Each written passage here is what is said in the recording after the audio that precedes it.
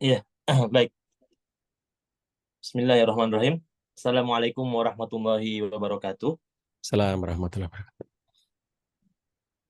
Alhamdulillah nahmaduhu wa nasta'inuhu wa nastaghfiruh wa natubu ilaih. Salatu wassalamu ala asyrafil anbiya'i wal mursalin Sayyidina Muhammadin wa ala alihi wa sahbihi ajma'in amma ba'd. Rabbi syrah li sadri wa yassir li amri wahlul 'uqdatam min lisani yafqahu qawli amma ba'd. Ibu-ibu sekalian, teman-teman, serta semua yang sudah hadir di sore hari ini di acara launching buku yang kita sama-sama belajar, insya Allah kita sama-sama menyimak tentang apa-apa saja yang akan disampaikan tentang apa isi dari buku ini. Kemudian yang kedua, tak lupa kita sampaikan puji serta syukur kita kepada Allah, Rabb semesta alam, yang senantiasa memberikan kita begitu banyak kenikmatan, nikmat iman, nikmat Islam, nikmat sehat walafiat, dan juga nikmat-nikmat yang lainnya yang tidak bisa kita sebutkan satu persatu. Kemudian yang berikutnya adalah salawat serta salam kita curah limpahkan kepada baginda Nabi besar Muhammad Sallallahu Alaihi Wasallam. Allahumma sholli wa sallim wa barik alaih. Semoga kita termasuk ke dalam orang-orang yang mendapatkan syafaat daripada Nabi Muhammad Sallallahu Alaihi Wasallam di hari akhir kelak. Amin amin ya robbal alamin. Bunda sekalian, emak-emak, teman-teman dan yang sudah hadir di sini, alhamdulillah sudah bersama kita Ustadz Cahyadi, atau yang biasa disebut dipanggil Pak Cah. Alhamdulillah, selamat datang Pak Cah. Iya, Mas Terima Azam. kasih sudah studi untuk membersamai kita. Kemudian sudah hadir juga eh, Bu Endang, yang akan menyampaikan tentang apa isi dari buku yang sudah ditulisnya. Baik, kita buka acara kita pada hari ini dengan sama-sama melafazkan basmalah. Bismillahirrahmanirrahim.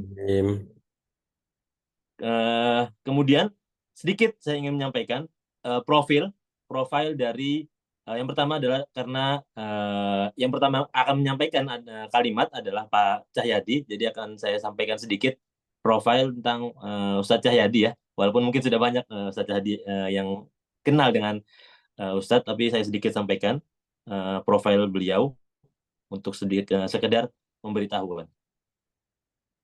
Cahyadi Takaryawan atau akrab dipanggil Pak Cah, lahir pada hari Sabtu 11 Desember 1965 di Karanganyar, Jawa Tengah. Saat ini sudah banyak buku-buku yang diterbitkan oleh Pak Cah sendiri. Kemudian Pak Cah sendiri juga aktif di berbagai organisasi,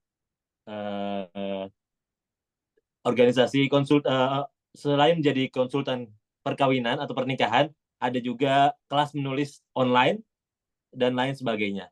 Yang mana artinya sudah banyak sekali pengalaman dari Ustadz Cahyadi tentang berkaitan tentang kepenulisan dan juga bab konseling pernikahan. Seperti itu.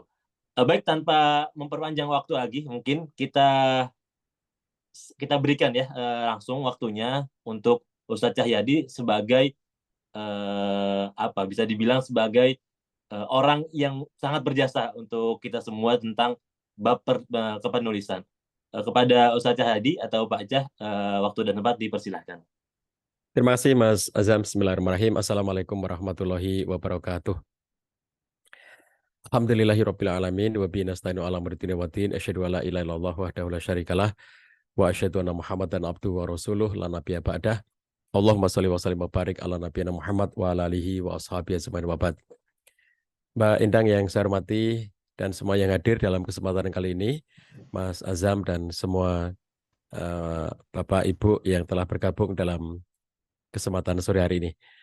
Pertama, saya merasa sangat berbahagia, bersyukur, ikut berbangga. Ini adalah buku yang ketiga dari Mbak Endang, yang mestinya sudah 4 ya, Mbak ya. Satunya sepertinya belum diterbitkan ya, masih menunggu momentumnya.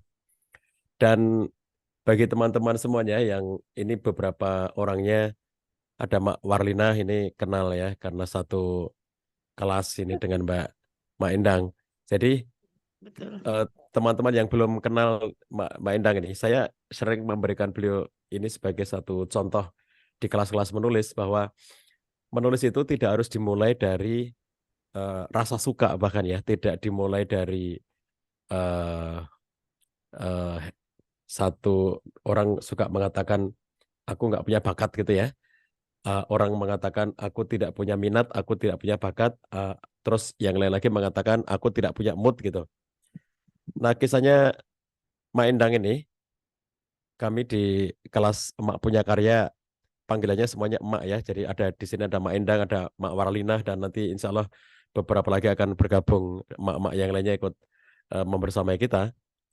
Itu kita membuat buku, membuat tulisan banyak banget ya di antara emak-emak yang ikut kelas itu eh, betul-betul itu dari nol dalam artian belum pernah menulis sebelumnya, belum pernah berkarya sebelumnya. Nah, bahkan kalau untuk contoh Mak Endang ini itu bukan saja belum pernah menulis sebelumnya, tetapi bahkan tidak punya kesenangan menulis gitu.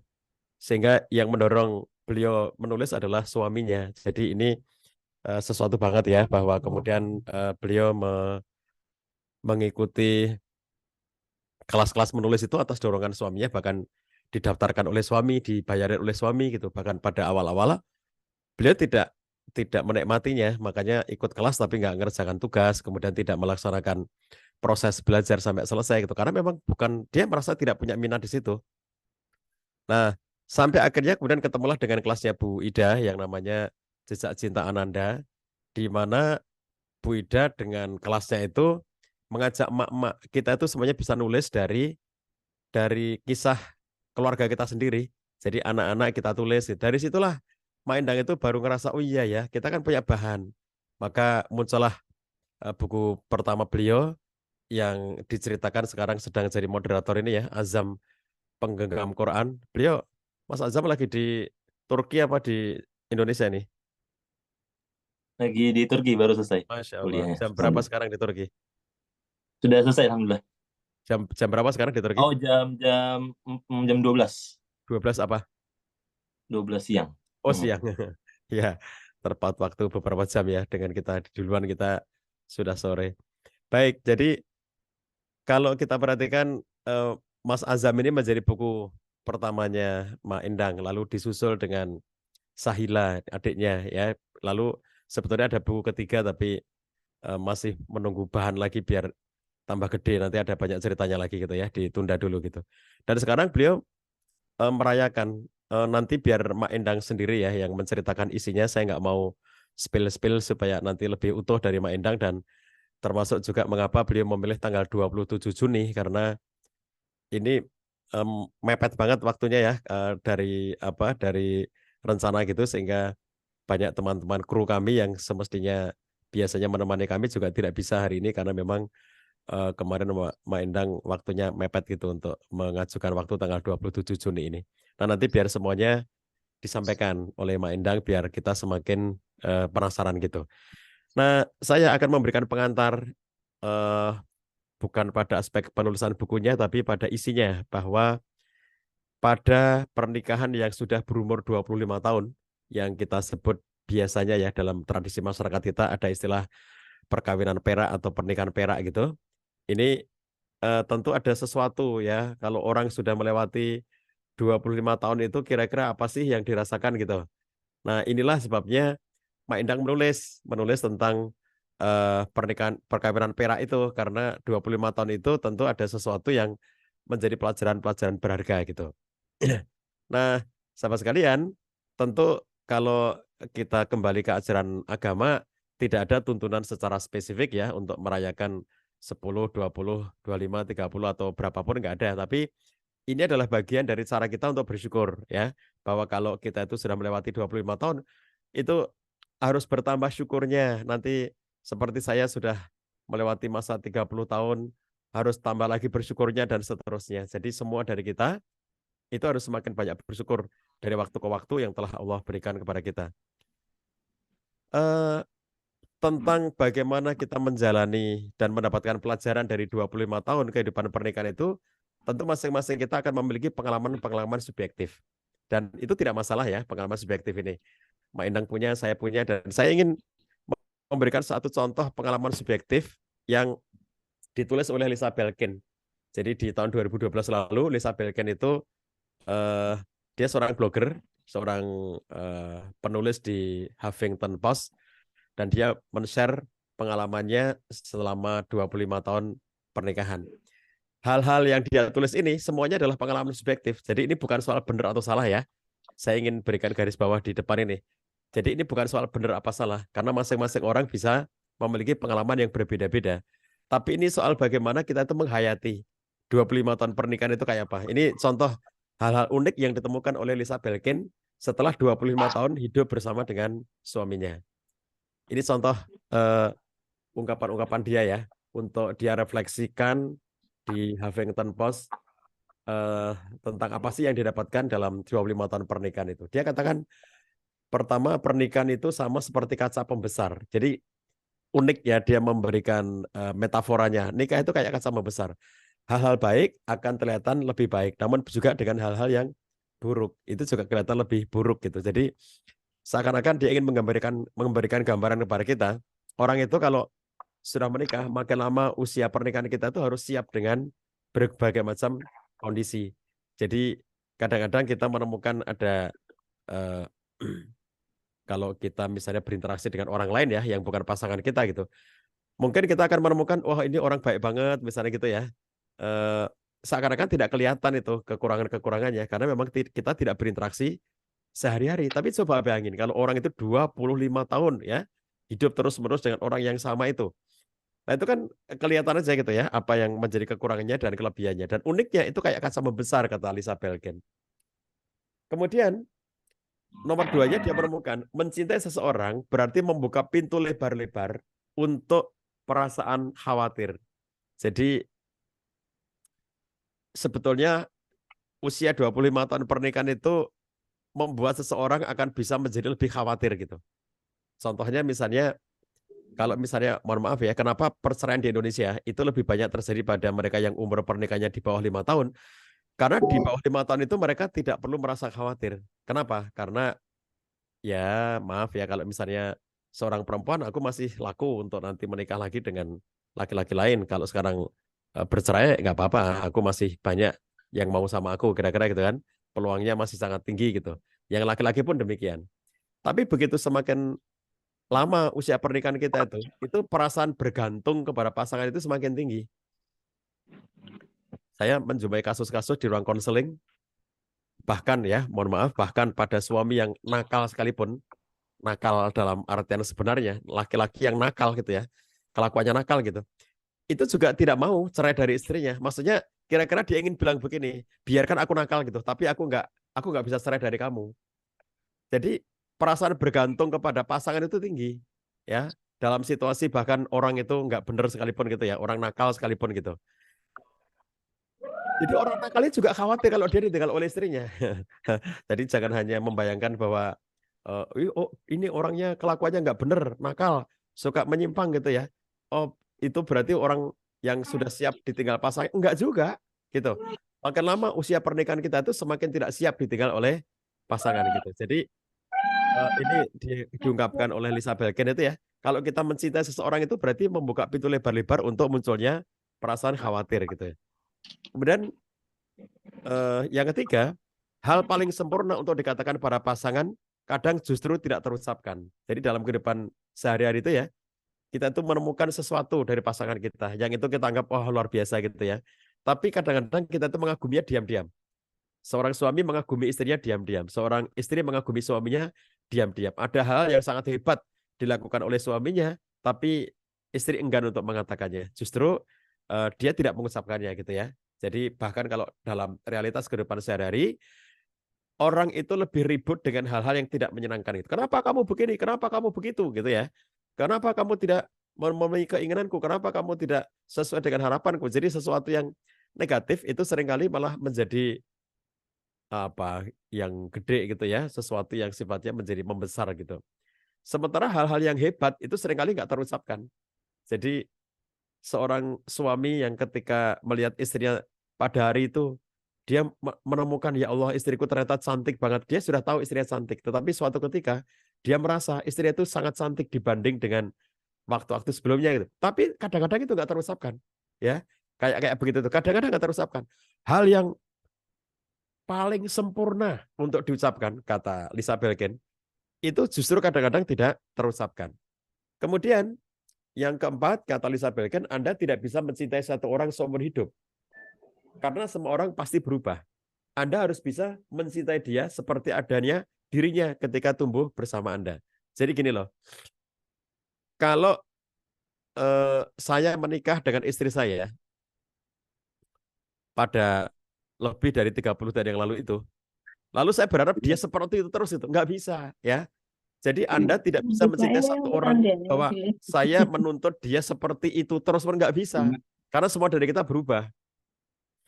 Makanya cinta kita bertumbuh bahwa kita menua bersama ya. Saya makin tua, istri saya makin tua gitu. Jadi kita akan berada pada satu kondisi di mana kesiapan diri untuk menerima pasangan kita bertumbuh bersama. Saya tidak bisa mengatakan bahwa aku nggak cinta lagi kepada kamu karena kamu sudah tidak seperti yang dulu.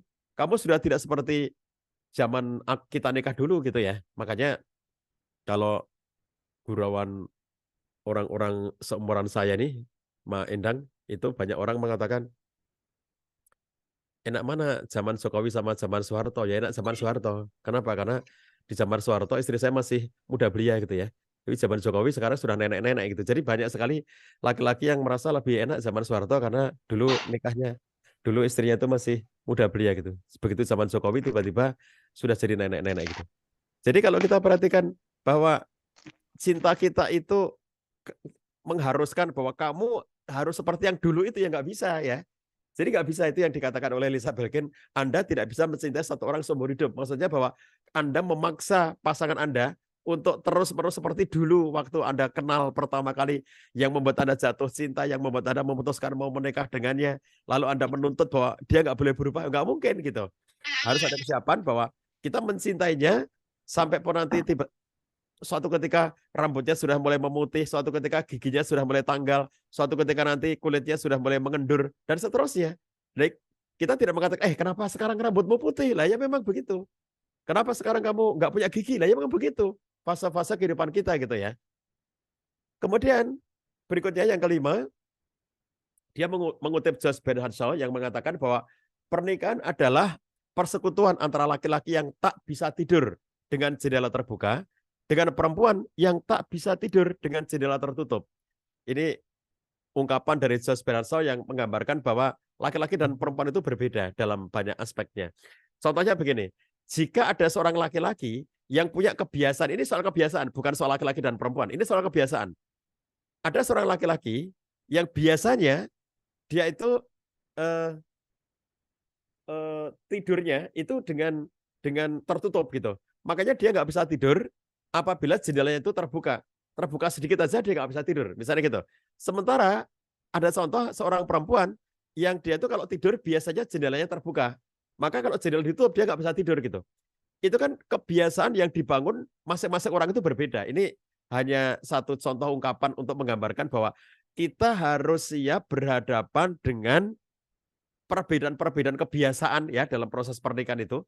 Karena seorang laki-laki sudah punya kebiasaan hidupnya, andai ya kalau contoh saya misalnya, saya menikah umur 25 tahun, istri saya umurnya 23 tahun pada waktu itu, sepanjang 25 tahun saya sudah punya kebiasaan.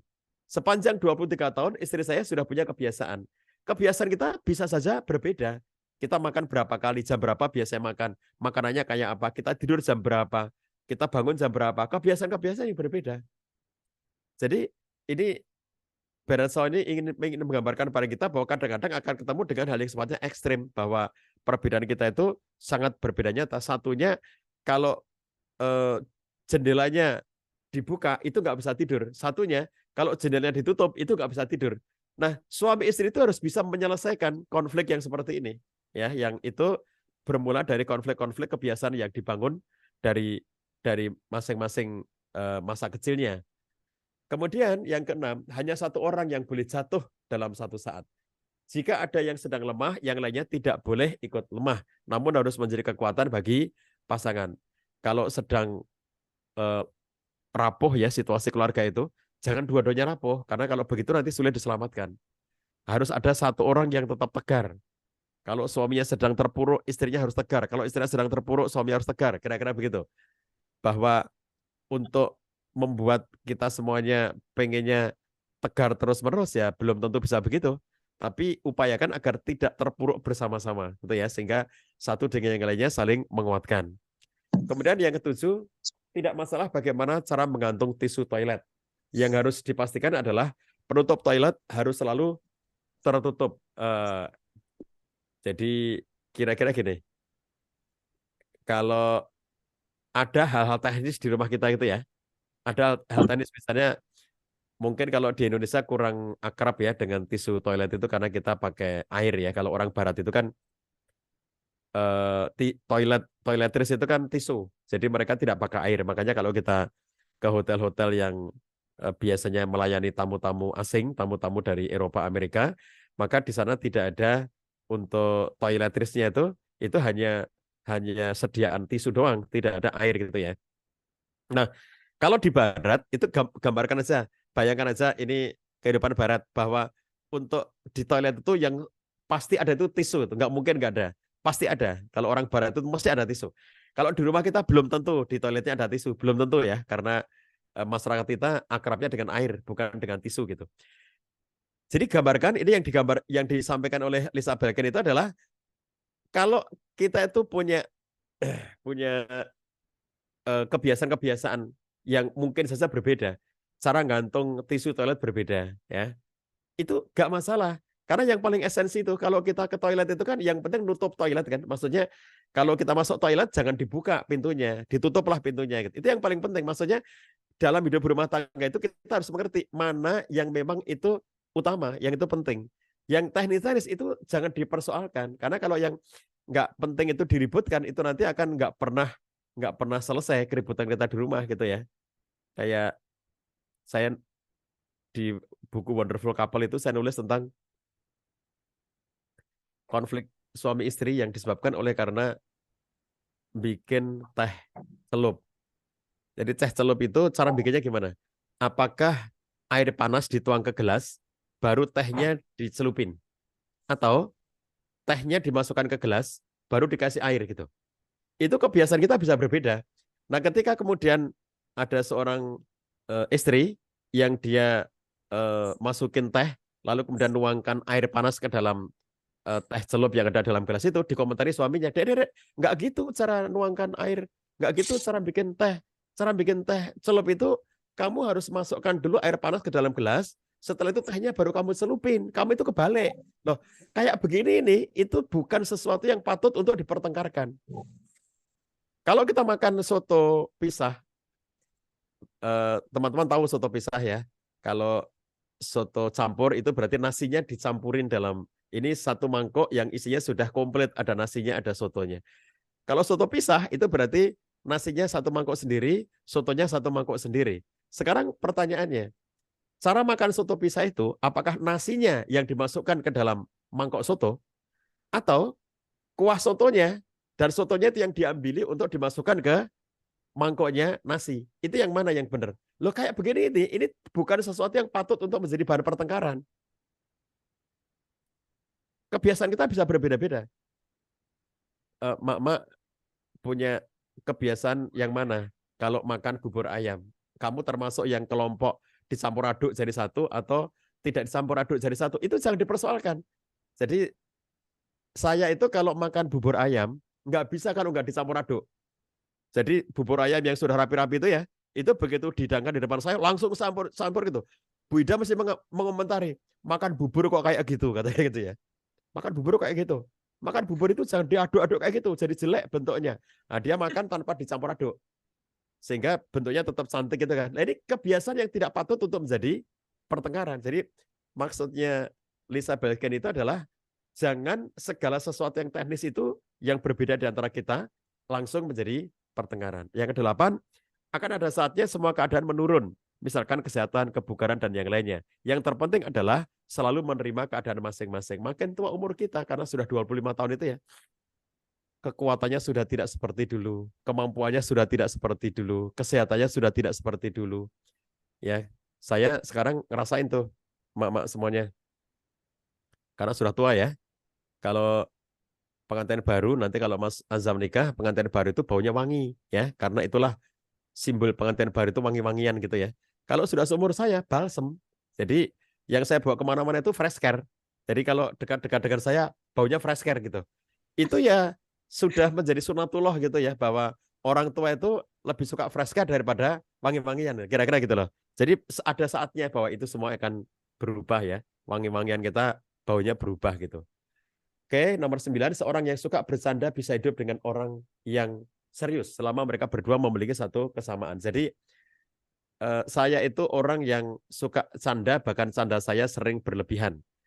Bu Ida itu orang yang sangat serius dan tidak bisa bercanda. Makanya di awal-awal pernikahan itu penyesuaian kami cukup rumit karena Bu Ida orangnya serius dan saya nggak bisa serius. Jadi pada titik tertentu kemudian saya belajar untuk menjadi lebih serius. Dan Bu Ida belajar untuk menjadi lebih santai dalam kehidupan berumah tangga. Jadi saya itu kalau sudah akrab dengan seseorang, maka saya nggak bisa serius dengan orang itu. Saya serius dengan orang itu hanya kalau orang itu nggak akrab dengan saya. Jadi orang-orang yang tidak akrab dengan saya serius banget. Begitu orang itu sudah akrab dengan saya nggak bisa serius. Makanya mak-mak peserta kelas mak punya karya itu ya, taunya Pak saya itu bercanda aja gitu ya. Pak saya itu canda melulu gitu. Karena kalau saya sudah merasa akrab dengan seseorang, Pak saya itu nggak bisa serius. Jadi pada kondisi di mana teman-teman ngeliat Pak Sa serius itu berarti oh ini Pak Sa belum akrab dengan orang itu gitu ya, karena serius gitu sifatnya itu. Nah jadi kalaupun ada suami yang suka canda, istri nggak suka canda, itu bukan berarti halangan untuk menyatu ya, karena itu sesuatu yang biasa-biasa aja, perbedaan-perbedaan seperti itu. Yang penting kita punya kesamaan. Dan yang terakhir saya ambilkan 10 poin ya dari Lisa Belkin, itu nulisnya 25 sebetulnya, tapi saya ambil 10 saja. Kata dia, sangat menyenangkan dicintai, meski Anda memiliki banyak kekurangan. Namun yang lebih menyenangkan adalah dicintai karena kekurangan Anda. Jadi bahwa kita itu punya kelebihan, punya kekurangan gitu ya. Dan ternyata ada kekurangan-kekurangan kita itu yang menyebabkan pasangan kita justru mencintai kita, bukan kasihan gitu, bukan kasihan, tapi ya memang itulah bahwa aku harus inilah yang namanya jodoh itu berpasangan dan ada hal-hal yang menjadi kelemahan pasangan dan itu bisa aku tutupi dengan kelebihan-kelebihan yang aku miliki gitu. Jadi justru semakin mencintai karena adanya kekurangan-kekurangan itu. Kalau kelebihan gitu ya, bahwa ada hal-hal yang hebat-hebat dari pasangan kita. Mohon maaf misalnya kalau ada seorang laki-laki yang kaya raya lalu dicintai istrinya karena suaminya kaya raya, itu wajar saja ya. Ya wajar lah kamu cinta banget sama suami kamu, bucin kamu sama suami kamu karena suami kamu kaya gitu. Coba bagaimana kamu bisa mencintai suami kamu ketika dia sedang nggak punya apa-apa. Nah itu kan. Jadi inilah di antara pelajaran-pelajaran penting yang ditemukan oleh Lisa Belkin ketika dia merayakan pernikahannya yang ke-25 tahun. Nah, itu hanya sekedar gambaran ya, Mama sekalian. Sekarang kita dengerin dari Mak Endang apa rahasia dia, apa cerita dia setelah melewati 25 tahun pernikahan itu. Dan nanti tentu bagi yang ingin memiliki bukunya bisa dipesan ya. Nanti akan disampaikan informasinya oleh Mas Azam bagaimana cara memesan bukunya. Saya yang ngasih kata pengantar buku itu dan sekarang bisa di pre-order untuk mulai pemesanan. Terima kasih Mak Endang, selamat atas terbitnya buku yang luar biasa ini menjadi inspirasi bagi kita semuanya. Saya kembalikan kepada Mas Azam. Assalamualaikum warahmatullahi wabarakatuh. Waalaikumsalam warahmatullahi wabarakatuh. Matur suwun, terima kasih banyak Pak Cah atas kalimatnya ya. Eh, Sudah sedikit banyak menggambarkan tentang apa isi buku dari yang sudah ditulis oleh Mak Endang ya. Eh, Tentang apa namanya? Bagaimana bisa menjaga keutuhan pernikahan sampai di usia yang 25 tahun, kurang lebih seperti itu ya Pak Cahya. Melalui apa namanya? Perkataan dari orang lain gitu. Ada 10 poin yang mana diolah sedemikian rupa akhirnya bisa menjadi relate untuk kehidupan pernikahan di Indonesia seperti itu kurang lebihnya. Dan terima kasih banyak Pak Cah. Kayaknya ini bekal yang paling berharga buat saya gitu ya, yang selaku yang belum menikah justru. Karena di sini kalau saya lihat audiensnya justru banyak mak-mak yang sudah menikah juga gitu. Ya, terima kasih banyak. Eh Izin melanjutkan agenda. Agenda berikutnya adalah pemaparan, kemudian ada penyampaian tentang apa isi bukunya. dari Mak Endang, tapi sebelumnya saya izin untuk menyampaikan biodata singkat dari Mak Endang itu sendiri. Endang Supriyati, kelahiran Surabaya tahun 1974, sudah menikah dengan 4 anak, dan saya anak pertamanya, alhamdulillah. Sekarang sedang aktif di beberapa organisasi, salah satunya adalah pengajar Al-Quran di komunitas Cinta Quran Medan, kemudian pengajar Al-Quran juga di Halakoh Cinta Quran Tangerang Selatan, kemudian promotor Stephen, ada juga Humas Yayasan Qaulun Ma'rufun, kemudian sekretaris Yayasan Utsman bin Affan Surabaya, dan sekarang menjadi pembina komunitas Cinta Quran Medan. Adapun beberapa karya tulis yang sudah diterbitkan, yang pertama adalah buku motivasi Azam Penggenggam Al-Quran, kemudian buku parenting Desiran Cita Sahila, Menyemai Fitrah Menggapai Jannah. Kemudian ada beberapa antologi, diantaranya adalah Cinta dan Corona, kemudian Cinta untuk Palestina, dan Jamuan Terindah di Halakoh Penggugah, serta yang sekarang akan terbit juga buku terbarunya, apa namanya, Muhammad,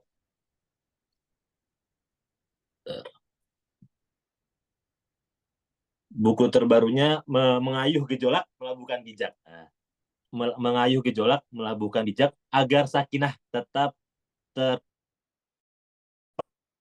tertahan, memanjangkan waktu lagi supaya bisa lebih cepat lagi untuk kita sampai ke puncak acara, yaitu pemaparan isi buku dari Mahendang itu sendiri. Kepadanya dipersilahkan.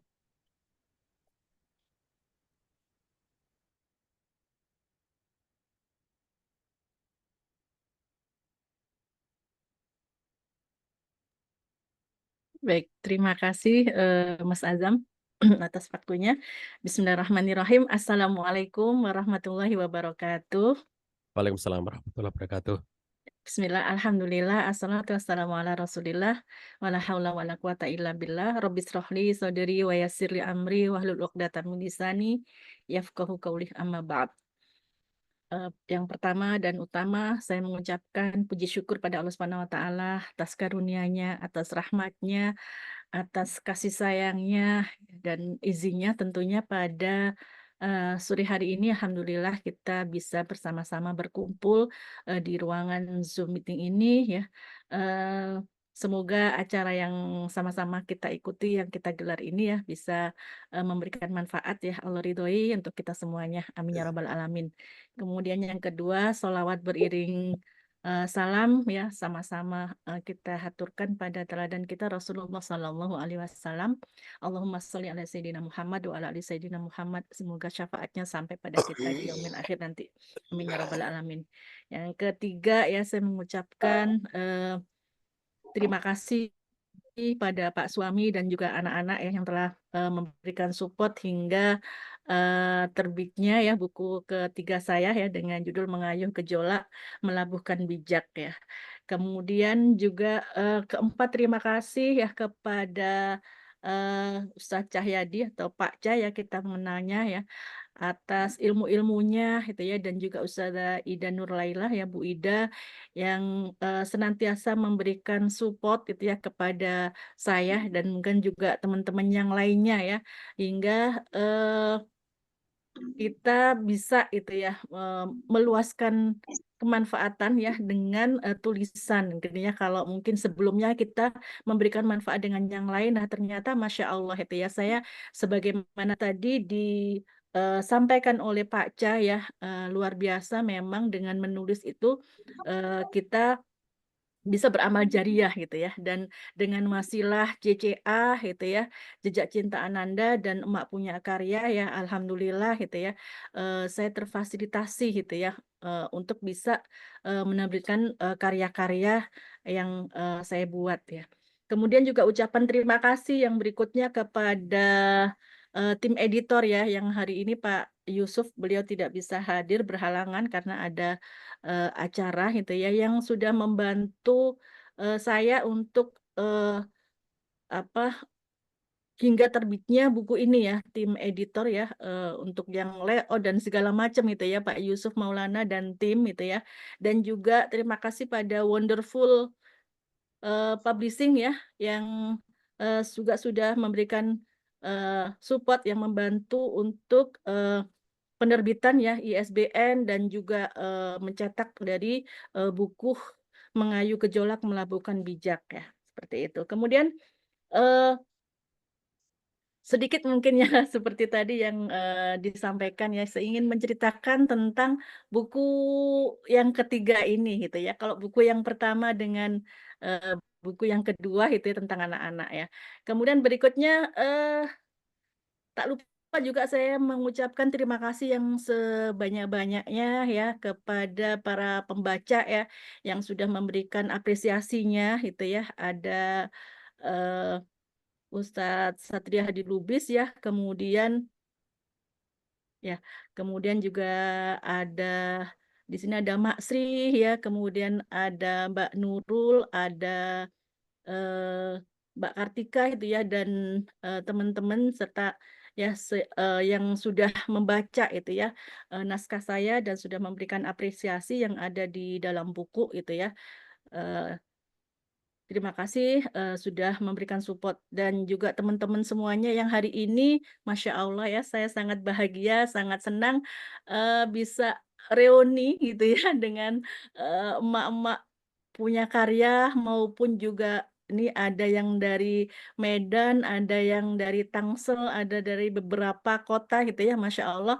Terima kasih atas supportnya gitu ya, dan juga sudah berkenan hadir ya di ruangan Zoom ini ya. Mohon doanya semoga apa yang saya tuliskan bisa memberikan manfaat ya. Amin ya rabbal alamin. Nah, eh, selanjutnya ya, eh, menulis itu ya, ini adalah satu yang baru itu ya bagi saya, yaitu dari tahun 2020 ya, saat pandemi COVID gitu ya, seperti itu.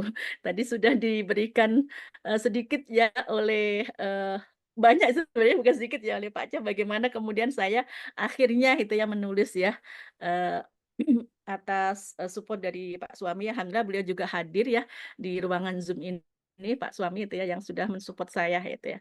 Jadi tujuan menulis buku ini berawal ya, buku yang ketiga ini berawal dari ya, Masya Allah.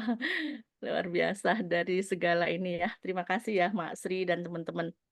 Jadi, berawal dari saya ingin mewujudkan rasa syukur saya gitu ya, seperti tadi yang disampaikan Pak Cang, nggak ada sebenarnya itu ya, pernikahan perak dan lain sebagainya ya. Tapi ini, Masya Allah gitu ya, jadi terpikirnya itu ba'da lebaran gitu ya kemarin. Jadi menulis buku ini 2 pekan gitu ya, menulis ini maraton bener-bener gitu ya. Jadi 2 pekan buku ini ditulis, kemudian eee, saya pengen gitu ya, ketika di apa, milad anniversary ke-25 itu bisa memberikan sesuatu buat saya gitu ya, hadiah buat saya itu dan Pak suami itu ya. Dan berharap ini menjadi doa gitu ya buat kami untuk bisa langgeng, untuk bisa menua bersama gitu ya, sehidup sesurga insya Allah ya, til jannah nanti insya Allah, amin ya rabbal alamin. Dan juga ingin buku ini bisa menginspirasi gitu ya buat semua teman-teman ya, baik yang masih lajang ya, belum menikah gitu ya, kemudian juga yang sedang menjalani pernikahan itu, seperti itu. Kenapa, buku ini, juga bisa dibaca oleh yang belum menikah gitu ya, Mas Azam udah baca gitu ya. Oh, jadi tahu gitu ya seperti apa. Memang sengaja buku ini karena saya punya 2 anak yang usianya di atas 20 tahun gitu ya, dan mereka, sudah mulai bertanya-tanya, kayak mana sih gitu ya proses pernikahan itu gitu ya. Berawal seperti apa, Umi Abi dulu tuh kayak gimana, bertemunya seperti apa gitu ya. Nah kemudian terjawablah di sini ya, di buku ini sebagai bekalan gitu ya buat anak-anak juga itu ya, dan juga para pembaca yang lain gitu ya, proses-proses gitu ya, dari awal gitu ya, sebelum kemudian ke jenjang pernikahan gitu ya. Jadi seperti itu ya, awal ya tujuan dari menuliskan buku gitu ya. Adapun isi gitu ya, isi buku ya teman-teman di sini Masya Allah gitu ya, yang sudah ikut pre-order gitu ya di sini, ditunggu ya, mohon ditunggu ya untuk, eee, apa namanya, membaca bukunya gitu ya. Jadi, ala kulihal itu ya, jadi buku ini ada di sedikit cerita mungkin ya, naskah itu sebulan gitu ya, belum selesai. Jadi Masya Allah gitu ya, nulisnya cepet, tapi kemudian proses edit ternyata, dari tim editor itu ada yang sedang haji gitu ya, sehingga, eee, kurang ini, biasanya suka cepet, apa, misalkan, maunya seperti ini untuk, apa, cover dan lain sebagainya, layout-nya, jadi agak lama. Kemudian juga ISBN juga seperti itu ya, agak-agak ini karena ada terpotong tanggal merah gitu ya, seperti itu. Namun ala kulihal alhamdulillah ya, kita sedang menunggu ya, sedang dicetak oleh, Wonderful itu ya, semoga, dalam waktu dekat ya sudah selesai. Kemarin infonya dari Mbak Mufid sih 6 hari kerja ya, insya Allah, sudah selesai cetaknya itu ya, dan sudah mulai, proses itu ya, seperti itu. Jadi tadi di awal dari, pranikah itu ya, seperti itu. Jadi, bagaimana gitu ya ketika, pernikahan itu ya yang saya rasakan gitu ya, pernikahan ketika, diawali ya dengan visi misi gitu ya karena Allah Subhanahu wa taala gitu ya, maka ketika kemudian di tengah jalan itu, ada riak-riak kecil, ada gelombang atau mungkin ada turbulensi gitu ya seperti itu, maka, insya Allah gitu ya kita, akan, lebih kuat gitu ya dibandingkan dengan kemudian hanya, sekedar suka saja ya tanpa adanya, apa, latar belakang dari agama. Makanya kemudian kan, eee, apa, ada 4 ya, 4 ketika ada 4 itu ya dari, calon gitu ya, pasangan itu, maka pilihlah yang agamanya baik gitu ya, seperti itu. Nah ini juga di sini saya ceritakan gitu ya, seperti apa gitu ya. Oh Masya Allah gitu ya, jadi betapa, apa namanya, ketika gitu ya, kita memilih karena agamanya itu ya, insya Allah gitu ya, Allah akan jaga itu ya, seperti itu. Namun kemudian seiring berjalannya waktu gitu ya, dengan keriuhan, kemudian anak-anak itu ya, dan, pekerjaan-pekerjaan yang lain gitu ya, yang kemudian, di situ kita, membutuhkan waktu bersama. Nah, di sini juga saya ceritakan bagaimana, kita harus punya waktu khusus gitu ya, dengan pasangan kita gitu ya.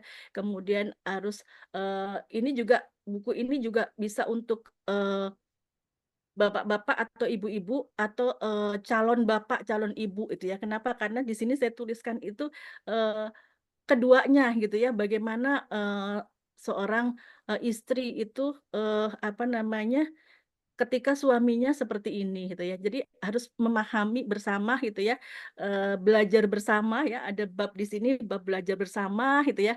Kemudian juga ada karena apa? Karena kan tadi dikatakan Pak Ca ya, pasangan itu kan, dilahirkan dari rahim yang berbeda itu ya, kalau rahim yang sama mah nggak boleh gitu kan ya.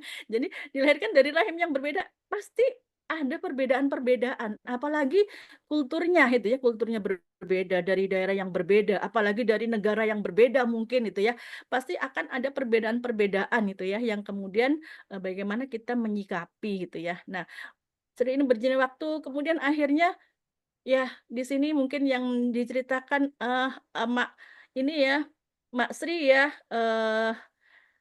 memberikan apa namanya, reviewnya gitu ya. Di sini juga saya ceritakan tentang LDM gitu ya, bagaimana kami gitu ya, kami ini, yang senantiasa berpindah-pindah gitu ya, dan saat ini pun kami juga berpisah kota gitu ya, sementara gitu ya, Pak Su sekarang lagi di Medan gitu ya, saya lagi Tangsel gitu kan, seperti itu. Jadi, nah di sini juga, karena saya tertarik dengan, apa namanya, materi tentang LDM yang saya alami gitu ya, beberapa saya ambil ya dari literasi gitu ya.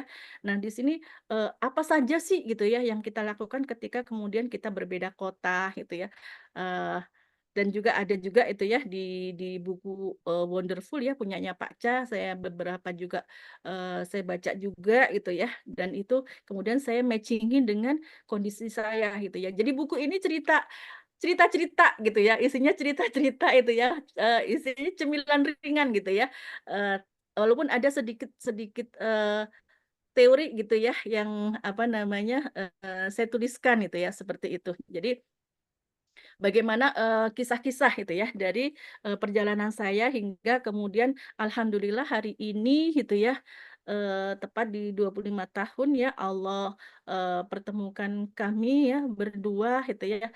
Alhamdulillah atas izinnya gitu ya dan kasih sayangnya kemudian kami bisa melewati fase-fase pernikahan gitu ya dan sebagaimana kita tahu bahwasanya sebuah pernikahan itu kan tidak berjalan mulus ya pasti ada saja gitu ya hal-hal kecil ya maupun yang besar itu ya yang mana ketika kita menyikapinya dengan perasaan yang apa tidak baik gitu ya maka akan dengan mudah ya tadi dikatakan Pak Ca 5 tahun pertama gitu ya, seperti itu akan dengan mudah gitu ya selesai udah the end gitu ya itu ya udah selesai aja gitu ya maka di sini kemudian juga saya tuliskan juga tentang bagaimana apa namanya ketika ada masalah kemudian kita menuliskan gitu ya kebaikan-kebaikan dari pasangan kita sehingga apa dengan kita menuliskan kebaikan-kebaikan pasangan gitu ya maka kita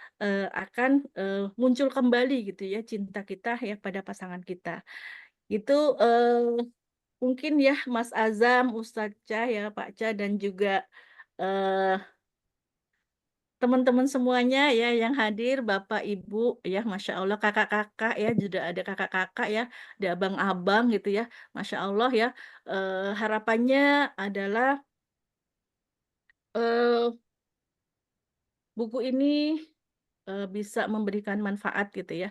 Ada yang bisa dikulik lah gitu ya kalau bahasanya Pak Ca, ada bisa yang bisa dikulik ya dari buku ini ya sehingga ini menjadi ya salah satu amal jariah gitu ya bagi penulis gitu ya. Dan apa menjadi inspirasi gitu ya buat teman-teman yang lainnya. Begitu mungkin Mas Azam sedikit spill-spill dari buku Mengayuh Gejolak Melabuhkan Bijak itu ya karena pasti ada gejolak-gejolak itu ya yang kita inginkan tapi kadang-kadang realnya ya secara kenyataan kemudian tidak sesuai dengan apa yang kita inginkan maka disitulah kita harus melabuhkan bijak ya bagaimana kita menjadi orang yang bijak kemudian terkait satu lagi terkait dengan cover gitu ya kemarin sempat jadi ada filosofi juga gitu ya di cover ini dan cover ini memang tidak memang ada gitu ya foto ini ada sudah ada foto ini ya dari tahun lalu ya ini di apa ketika kami ke Bali G itu ya ke Simalungun ya Danau Toba ya di situ ada kaldera ya Kak Devi di sini ada mungkin ya orang Medan itu ya. Nah ternyata menjadi cover akhirnya itu ya cover buku ini ya memang ini kondisi di sana pada saat itu ya kami sedang menuju ke sana itu ya ke Bali G itu ya seperti itu. Filosofinya adalah di payung yang sama gitu ya dengan agama yang sama gitu ya kemudian kita apa namanya dibalut dengan rasa syukur rasa ikhlas itu ya sabar itu ya insya Allah semoga kemudian Allah mengekalkan gitu ya pernikahan kita ya menjadikan kita sehidup sesurga insya Allah ya gitu mohon maaf lahir batin ya silahkan barangkali ada yang eh, mau disampaikan dari teman-teman ya terima kasih mohon maaf lahir batin assalamualaikum warahmatullahi wabarakatuh.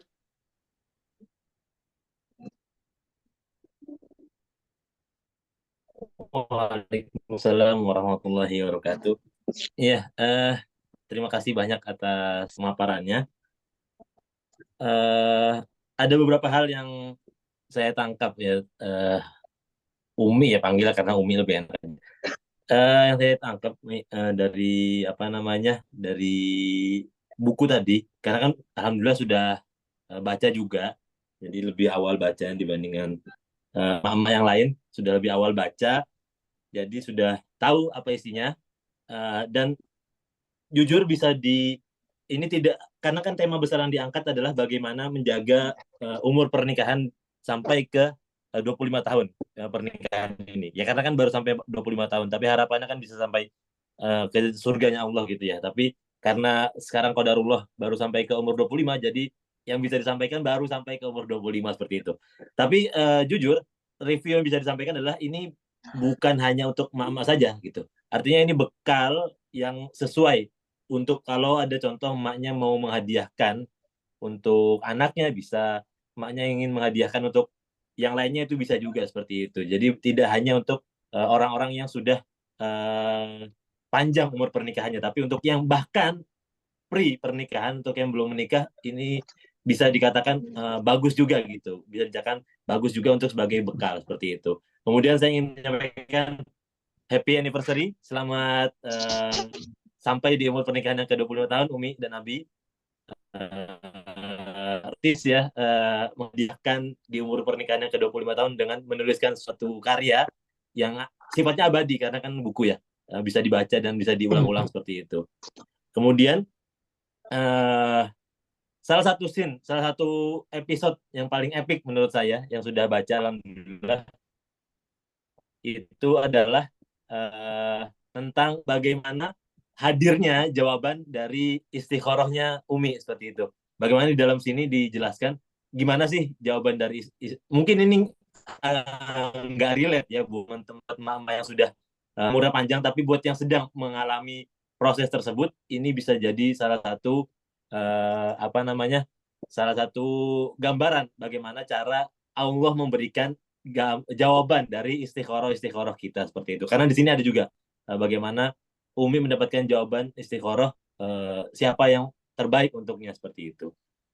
Baik, untuk emak-emak sekalian, barangkali ada yang ingin bertanya bisa disampaikan melalui kolom komentar, atau kalau ada yang ingin menanyakan secara langsung dipersilahkan juga seperti itu. Untuk link pemesanan sudah saya sertakan di kolom komentar itu. Bisa melalui link tersebut untuk pre-ordernya. Sebentar, saya baca. Assalamualaikum warahmatullahi wabarakatuh.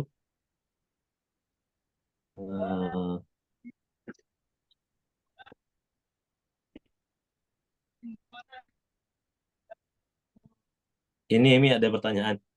Ini konsulkan teman yang sudah berumah tangga 25 tahunan. Lebih setengah tahun ini suami menjadi pencemburu.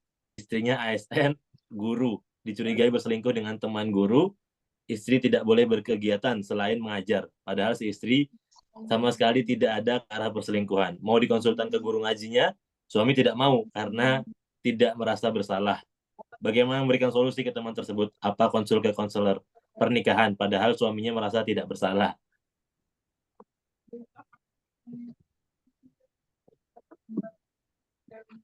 Wah, ini ada pakarnya ini, Mas. Ada pakarnya ini. Mangga main dang aja, Iya, mangga. silakan. Iya. Mana tadi ya? Lagi searching di mana tadi pertanyaan.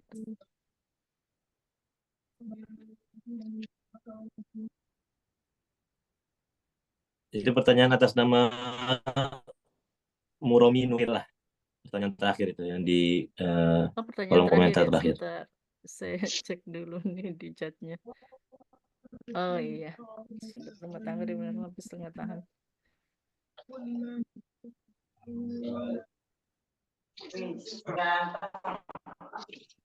Iya, kalau saya sendiri gitu ya, apa namanya, selama kita memang tidak.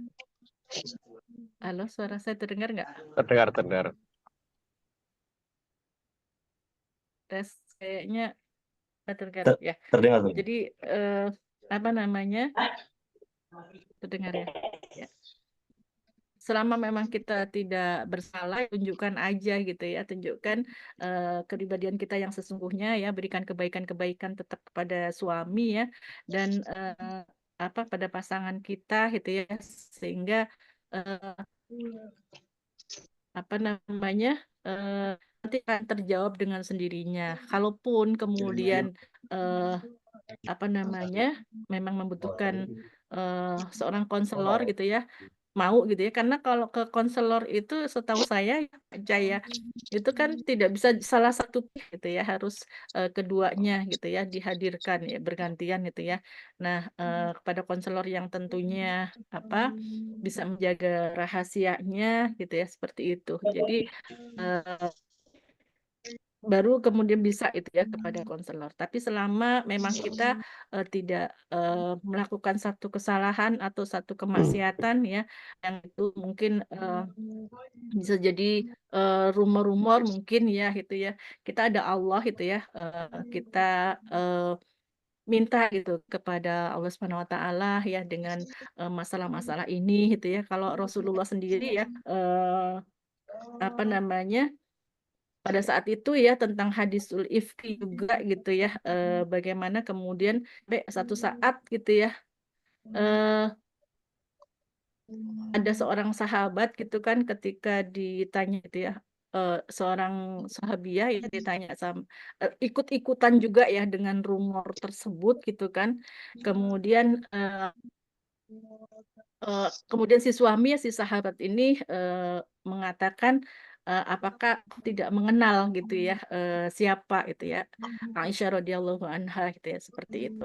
Artinya sebenarnya ketika kita memang, eee, kondisi kita tidak pernah melakukan, kondisi kita, baik, kondisi kita, sholihah gitu ya, eee insya Allah gitu ya, apa namanya, dengan, menunjukkan kebaikan-kebaikan kita, kemudian bermohon kepada Allah gitu ya, insya Allah itu ya, apa, akan, menjadi lebih baik lagi gitu ya.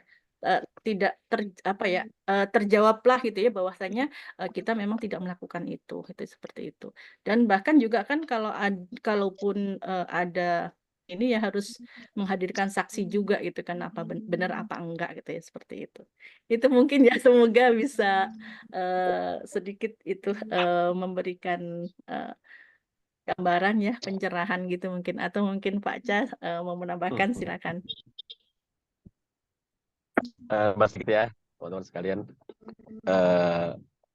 Sudah Iya, Ustaz. dijawab tadi oleh Mak Inang, tapi tambahan sedikit saja tentang kan sebetulnya suami dan istri itu salah satu faktor yang menimbulkan kecemburuan itu apabila dia merasa bahwa dirinya itu tidak dipentingkan oleh pasangan.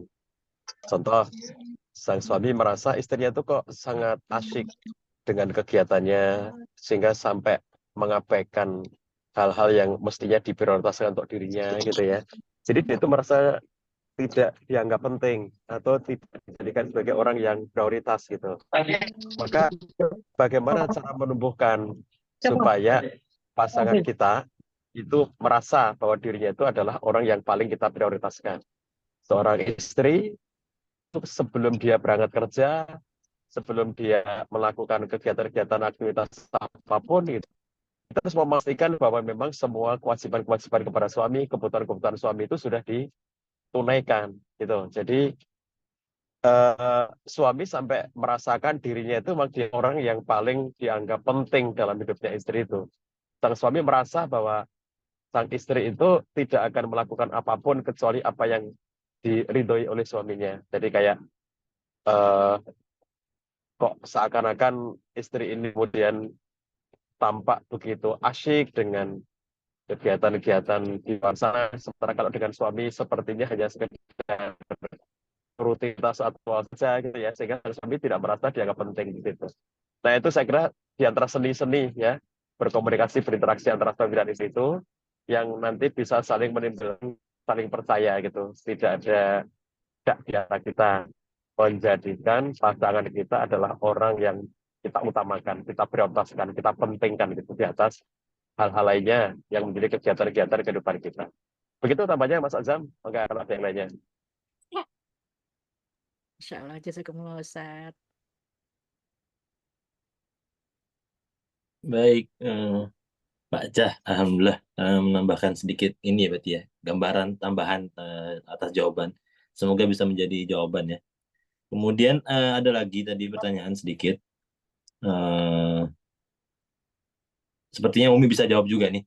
Punten, kalau menurut penelitian lebih banyak konflik yang LDM, long distance marriage atau malah yang berdekatan gitu kan, secara Umi ada juga masanya berjauhan, kemudian ada masanya berdekatan seperti itu.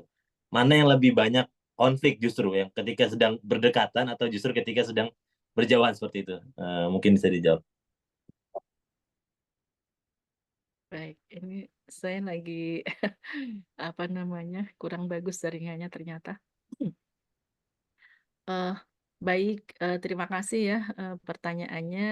Eh, ya, tergantung ya, kalau saya sendiri ya tergantung kepada masing-masing gitu ya, tergantung pada masing-masing dan di buku ini juga saya sampaikan juga ya, bagaimana kemudian mau deket mau jauh gitu ya, yang penting adalah ada saling kepercayaan ya dengan pasangan gitu ya seperti itu. Eh, di sini juga disebutkan apa beberapa tips gitu ya. Jadi yang penting gitu ya kita menjaga hubungan baik, kemudian berkomunikasi gitu ya dengan pasangan ya. Karena walaupun dekat juga bisa jadi gitu ya. Peluang-peluang jauh juga bisa gitu ya.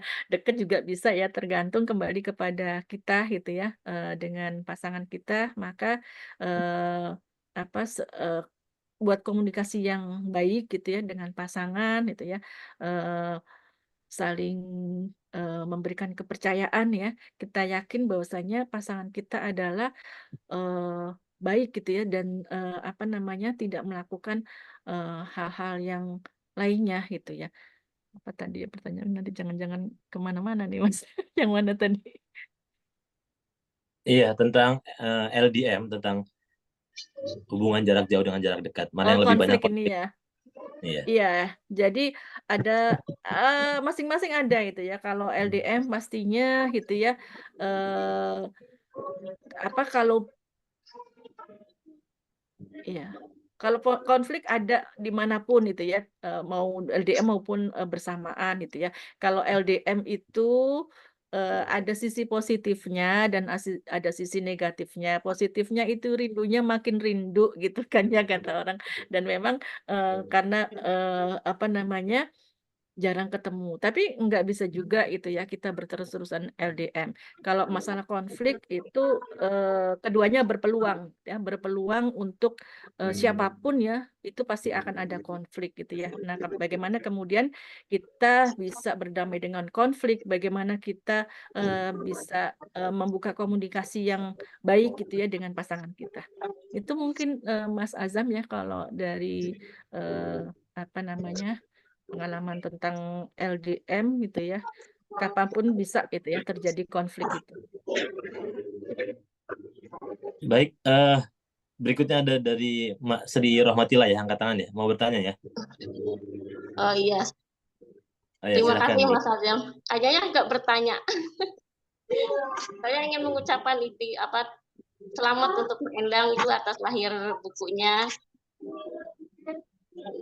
Selama bergabung di komunitas, Mbak Endang lumayan cukup aktif menulis. Sekali lagi selamat Mbak Endang. Saya rasa itu buku seperti parenting itu sangat perlu ya bagi bukan untuk anak-anak yang baru menikah aja, yang tua juga pun penting sekali. Soalnya saya tuh ini hanya sharing aja ya. Pernah merasakan di saat kita misalkan lagi ada masalah ya baca buku itu kita jadi tenang. Jadi kan sebagai alarm jangan begitu. Terus kita juga bisa belajar dari pengalaman-pengalaman yang mungkin Endang lebih lama gitu dari saya, terus ilmunya juga lebih bagus. Dari situ kita harus emang kita harus membaca buku-buku tentang pengalaman-pengalaman yang nyata gitu, cara solusinya itu benar-benar saya rasakan. Jadi perlu untuk memiliki buku itu. Hanya itu saja. Terima kasih. Makasih Mak Sri. Makasih Mak Sri yang sudah support ya, Masya Allah. Jazakumullah khairan Dia ya. mau pesen 100 buku itu, Mbak Endang. Ya Masya Allah. Buat Mau hadiah. mau dibagi-bagi itu. Masya Allah. Ya siap Mak. Ntar tak bilang ke Mbak Mufid ya nambah. Ya, yang ini baca. Saya yang bagi-bagikannya aja. Dikirim ke Masya Allah. Sangatta juga. Nah, cocok. Nah, Ditukar dengan batu Masya bara. Allah. Nah, Maruli. Ke seluruh peserta itu ya, kepo. Masya Iya, iya. Allah. Ya. Hmm. Ya. Monggo Baik, dilanjut. terima kasih Mbak Sri. Ya. Ya, baik. Terima kasih banyak ininya apa namanya atas sampaian positifnya atas ucapannya. Tadi ada yang nanya Mi di kolom komentar. Mungkin sambil ditunggu kalau ada pertanyaan yang lain terakhir ya. Ini ada satu pertanyaan. Mungkin apa pengalaman yang paling haru dan solusi yang paling bijak dari yang ada di dalam buku ini seperti itu. Mungkin boleh sedikit, berarti ini isinya adalah sedikit cuplikan lah tentang isi bukunya gitu ya. Yang paling ngena. Boleh Iya. Baik ya, terima kasih pertanyaannya.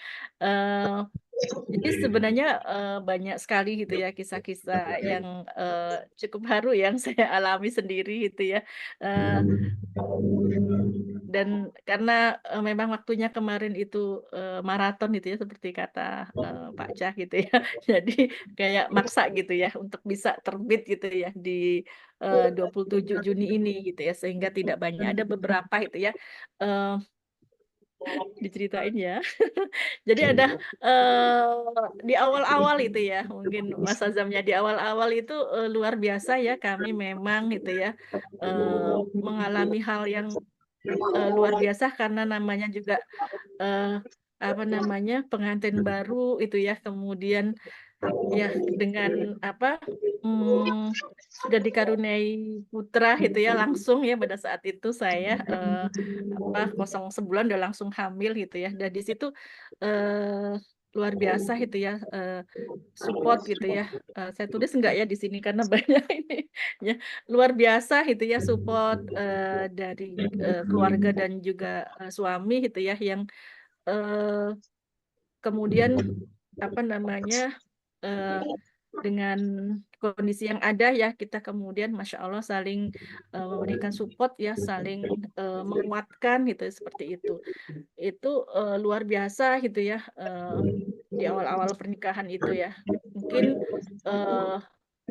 kondisinya mungkin ya, kalau saya sendiri mengalami sebelumnya itu ya di dalam keluarga itu ya, dengan kondisi yang sudah nggak pernah kemana-mana gitu ya, di rumah gitu ya, nggak pernah ngekos dan sebagainya itu ya. Kemudian harus menikah dan pindah-pindah gitu ya, pindah-pindah tanpa khodimat itu ya, harus mengerjakan pekerjaan semuanya itu ya. Ditambah lagi waktu itu masih kuliah gitu ya.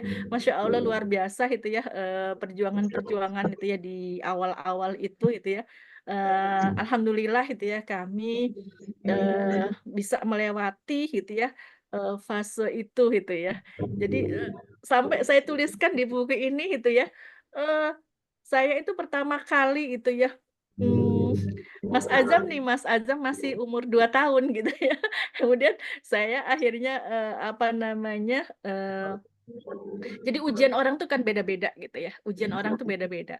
Kebetulan kalau kami memang ujian itu apa namanya, alhamdulillah gitu ya.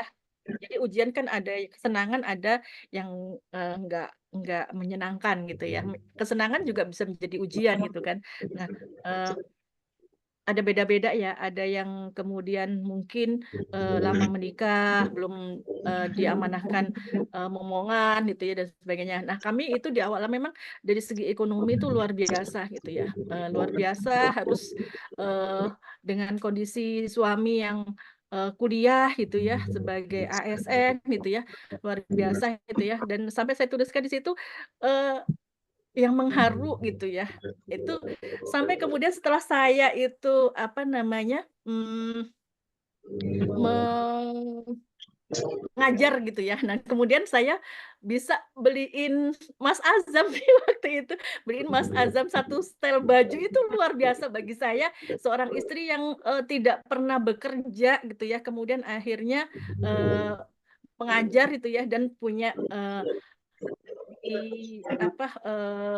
gaji pertama saya gitu ya, gaji pertama saya, sama saya beli tas itu ya, mereknya Presiden waktu itu, tasnya itu sesuatu yang luar biasa itu ya. Itu di awal-awal pernikahan saya gitu ya.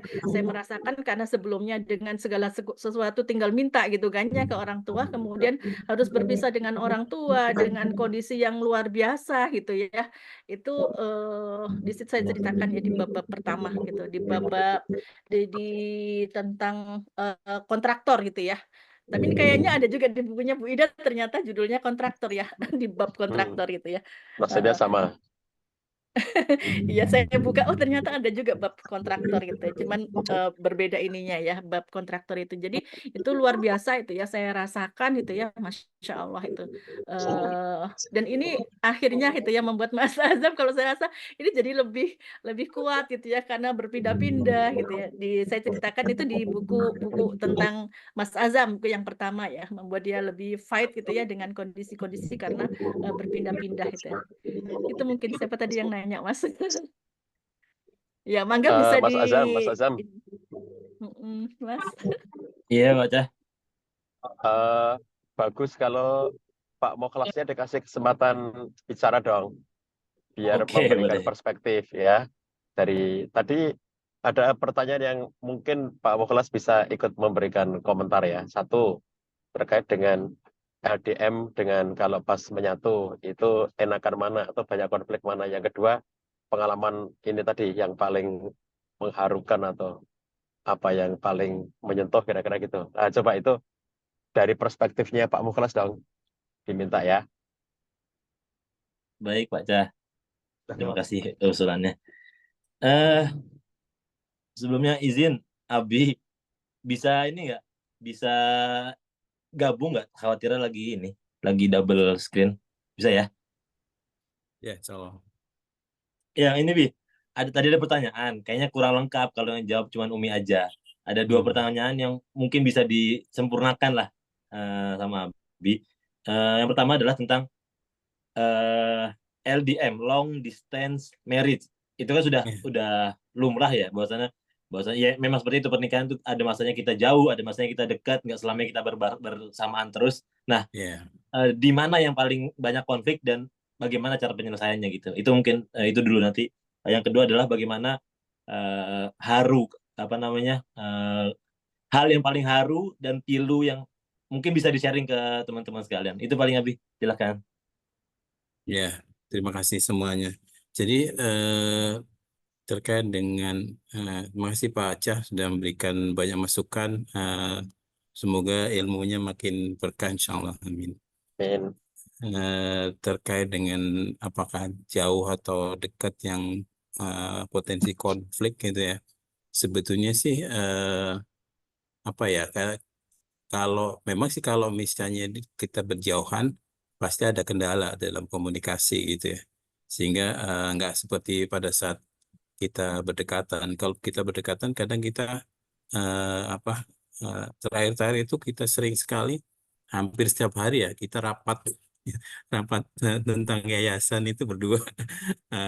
Apa-apa yang ada di ini, dan sebetulnya kan semakin kita mengeluarkan pendapatnya kita masing-masing, mengungkapkan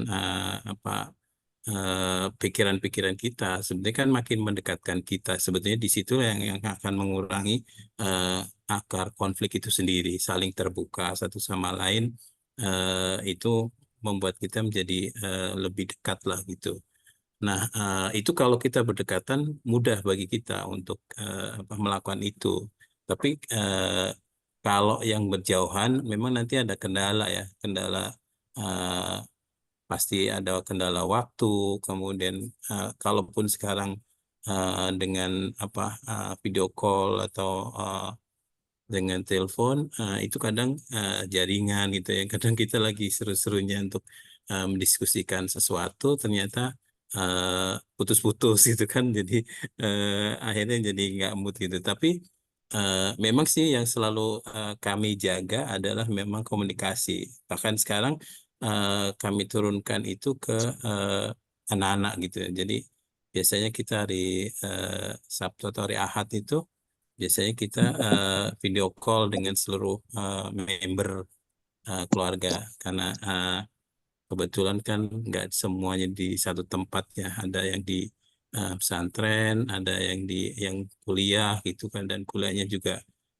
nggak di sini gitu kan. Jadi eh, itu kita biasakan supaya juga anak-anak juga nggak merasa jauh gitu. Itu kalau misalnya ada masalah-masalah juga kita sampaikan atau mereka sampaikan, sehingga potensi-potensi konflik secara baik kita bisa eh, antisipasi gitu, termasuk juga eh, dengan suami atau dengan istri gitu. Dengan istri atau dengan anak-anak itu sendiri. Kadang kalau anak-anak kan hanya diberikan kesempatan itu hanya kalau yang di pesantren kan hanya seminggu sekali gitu, itu pun pakai telepon itu. Nah, kadang kita juga siasati antara telepon dengan video call ya, supaya semua anggota keluarga bisa dengar satu sama lain. Itu dengar suaranya pun pasti akan membahagiakan ya, membahagiakan semua member gitu. Dan saling bercanda, saling request dan sebagainya, itu juga mungkin juga hal-hal kecil yang kemudian membuat kita makin erat ya, menjadi perekat bagi kita semua gitu. Bagaimana ketika kita dulu satu rumah, bukan dalam kondisi yang LDM. Dan memang sih terutama kalau dengan anak-anak istilahnya nggak ada pilihan ya, nggak mungkin juga kita akan bersamanya terus, tapi mereka juga harus kuliah, mereka juga harus sekolah, itu udah menunjukkan bahwa kita nggak akan senantiasa bareng-bareng, tapi kita ingin senantiasa itu untuk berada dalam satu lingkungan, satu circle yang sama gitu. Sebagaimana tadi di ininya, di payungnya itu, di covernya itu dalam bentuk payung itu gitu. Mungkin itu sih yang terkait dengan LDM atau tidak. Agak sana. Ada lagi Mas yang tadi yang belum tersampaikan? Itu kisah paling haru ya, yang bisa bikin kita nangis. Ya minimal nangis lah paling. Nangis. Ya, apa ya, banyak sih sebetulnya ya kalau nangisnya. Cuman Banyak kalau nangisnya ya, Bi, ya banyak nangisnya. ya kalau jauh-jauhan pastilah itu ada masa-masa rindu yang menggebu kan, itu biasanya nih. Tapi itu menjadi ketika bertemu menjadi lebih syahdu kan gitu ya. Kalau dia di LDM gitu. Kan baru menikah, kemudian saya harus pindah ke mana di Bengkulu ya, yaitu walaupun sebenarnya waktunya nggak panjang ya, itu hanya sekitaran 8 bulan, tapi itu memang mengharu biru ya, karena sering naik bis, kemudian naik kayak kapal feri gitu kan, penyeberangan itu udah itu pas kita lagi naik bis itu kadang karena nggak mungkin jalannya juga terseok-seok, itu kadang sampai aduh satu sama lain itu udah habis energinya untuk itu gitu ya, menguatkan satu sama lain. Dan memang juga pada saat kita lagi dalam ini posisi mungkin sudah di Tangerang, ternyata ada kabar mertua meninggal. Ya, itu yang membuat kita juga semua akhirnya jadi lemes gitu. Tapi nggak mungkin kehidupan kan nggak berhenti gitu ya. Itu yang kemudian kita segera sadar bahwa ya udah, memang sudah seperti itu. Awalnya sakit gitu, tapi kemudian setahun kemudian ya sakit, kemudian setahun kemudian dapat kabar meninggal. Ya udah, mau nggak mau harus harus segera ke Surabaya karena tempatnya di Surabaya. Ya, seperti itu. Mungkin itu sih masa yang paling ini Kalau yang itu menyedihkan. banyak diceritain di bukunya Mas itu, Bi. Yang bab itu. Ya, itu. Itu sih dari dari yang paling mengharu biru dalam perjalanan 25 tahun itu. Dan saya kira nanti lebih lengkapnya lebih lengkapnya dibaca di bukunya karena akan lebih bagus lagi. Kira-kira seperti itu. Ya, baik. Terima kasih banyak Abi, Umi, atas apa ya penyampaiannya tadi lah ya. Banyak yang ya sedikit gambaran bahwasanya Abi itu bukan tipikal orang yang pandai merangkai kata-kata gitu. Jadi kalau barusan mendengar kalimat yang panjang Pak Cah, itu apa ya suatu hal yang istimewa gitu. Mungkin harus menunggu 24 tahun sekali baru bisa mendengar kalimat satu rangkaian gitu. Alhamdulillah. Bahkan bisa sampai berirama. Tadi saya sempat tulis pasti ada rindu yang menggebu dan ketika Keren, bertemu suasana akan menjadi syahdu. Nah, ini yang Masya 24 Allah. tahun sekali saya baru boleh Masya bisa Allah. mendengar ayat ini keluar dari mulut Abi gitu. Karena memang love language-nya Abi ini berbeda, bukan dengan Ya, kata-kata yang indah, betul. seperti Bukan itu. kata-kata beliau. Iya. Ya. Dan sejak awal ya sudah bilang gitu, di awal pernikahan udah bilang love language-nya itu nggak bisa Ya. romantis gitu kan ya dengan Kata-katanya. nggak Ya. bisa berkata-kata. Ada sih suatu waktu di mana kami tuh kayak merasa menyatu satu sama lain ya. Jadi saya kadang ketika pulang dari kantor tuh saya sempatkan untuk membeli sesuatu bukan karena apa istilahnya, sebetulnya sih bukan karena mikirin atau nyambung dengan ini di rumah ya. Sebenarnya kalau dari sisi saya sih karena memang saya merasa oh ini kayaknya enak nih kalau saya beli kemudian makan bersama-sama di rumah gitu. Masya Allah. Tapi Berarti ternyata ketika sampai rumah itulah ya yang nyambung gitu ya dengan yang dipikirkan orang sekeluarga. Kira-kira seperti itu. Dan itu sering terjadi. Ya, itu kayak memang sudah menyatu ininya hati-hati kita. Chemistry ya. Alhamdulillah. Ya, Chemistry. chemistry-nya seperti itu. Alhamdulillah. Iya, baik. Terima kasih banyak sekali lagi. Mungkin sudah kita cukupkan ya, karena sudah tidak ada pertanyaan lagi. Terima kasih banyak Umi, Abi atas sampaiannya, kemudian Pak Aca juga. Mungkin supaya lebih enak ya Pak Aca, boleh disampaikan kalimat penutup mungkin ya, sedikit dari Pak Aca, supaya kita bisa lebih mengikat tentang apa yang sudah disampaikan tadi, dan tambahan sedikit final statement mungkin dari Pak Aca, boleh sedikit. Oke, kalau dari saya melihat begini, bahwa apa yang dilakukan oleh Mas Endang dengan menulis ini, itu satu bagian yang utuh dari upaya mensyukuri kehidupan berumah tangga. Termasuk ini yang juga menjadi bagian dari pengikat kekuatan bonding dalam rumah tangga itu. Jadi Bapak Ibu sekalian, tulislah kisah rumah tangga Anda seperti yang dilakukan oleh Mak Endang ya. Ini akan menjadi bonding dalam kehidupan keluarga Anda, akan menguatkan cinta antara suami istri, cinta antara orang tua dengan anak. Salah satunya lewat buku. Dengan menuliskan seperti ini, terikatlah dan ternyata memantik ya, seperti kata Mas Azam, baru 24 tahun mendengar Abi ngomong sepanjang ini.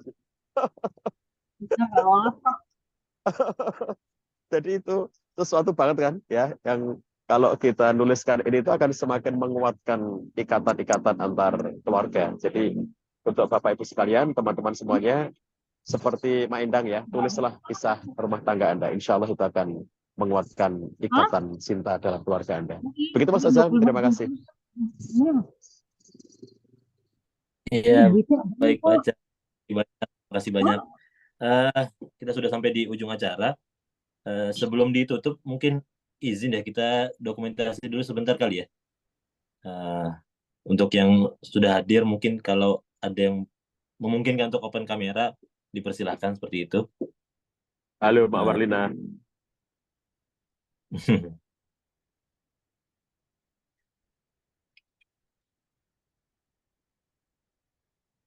Oke, Mas Azam, sudah siap. Ini sebagian Baik. teman-teman sudah sholat maghrib ini.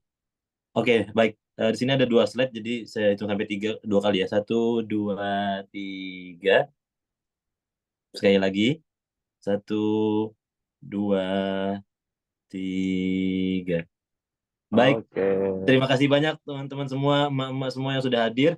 Kita cukupkan sampai di sini. Kita tutup dengan hamdalah. Alhamdulillahirabbil alamin. Dan jadi subhanakallahumma wa bihamdika asyhadu an la ilaha illa anta astaghfiruka wa atubu ilaik. Saya selaku pembawa acara, moderator minta maaf kalau ada banyak salah. Insya Allah kita bertemu lagi di buku-buku berikutnya insya Allah bersama dengan Pak Cadana. Jazakumullah khairan, terima kasih banyak. Saya mohon maaf. Assalamualaikum warahmatullahi wabarakatuh. Waalaikumsalam. Jazakumullah saja dan juga teman-teman semuanya. Terima kasih baca. Iya, Pak Muklas. Sampai ketemu. Insyaallah. Waalaikumsalam warahmatullahi wabarakatuh. Penasaran aku sama si Calvin Pool itu, lu coba. Apa?